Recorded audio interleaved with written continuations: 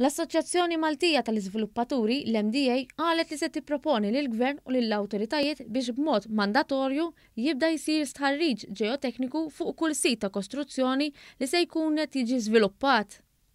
Fi stqarrija b'reazzjoni għall-inċident li seħħ is-Sibt li għadda fejn anzjana ħelsitha minħal il-mewt wara li ġarfet binja ta' erba' solari fil-Mellieħa, l-Mda qalet li malli saru jafu bl-aħbar l-uffiċjali tagħha marru fuq il-post u ddiskutew dak li ġara b'kollaborazzjoni mal-iżviluppatur u l-perit tal-proġett.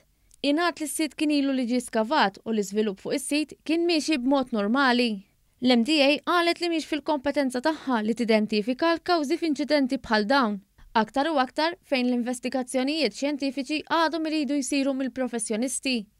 L-Mda qalet li l-periti rari ħafna jwettqu stħarriġ ġeo-tekniku fuq siti li se jkunu jiġu żviluppati.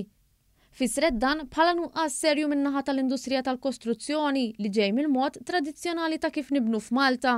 F'kummenti ma' One News, il-President tal-Assoċjazzjoni tal-Iżviluppaturi Sandro Ketkuti qal li l-Mda se tipproponi li dawn l-istudji jsiru obbligatorji u jkunu parti mill-proċess tal-permess għall-iżvilupp kif isir f'bosta pajjiżi tal-Unjoni Ewropea. Qegħdin naħsbu kif wieħed jista' jimmeljora s-sistema ta' kif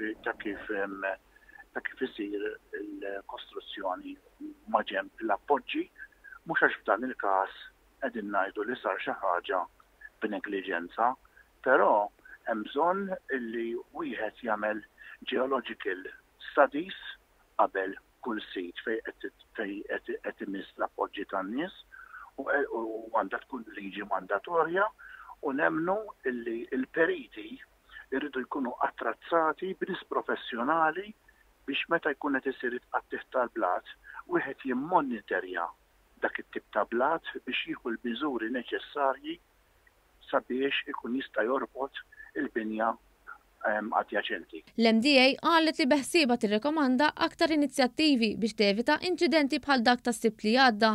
Qalet li hija determinata li tikkontribwixxi fit-tfassil tal-kodiċi tal-bini l-ġdid għal Malta fix-xhur li ġejjin.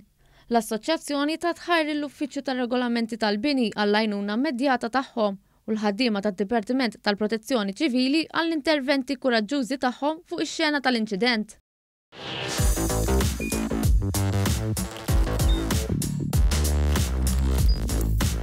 Idħol fuq one.com.mt u hemmhekk tista' tara l-programmi kollha li jxandru fuq One permezz ta' One Play.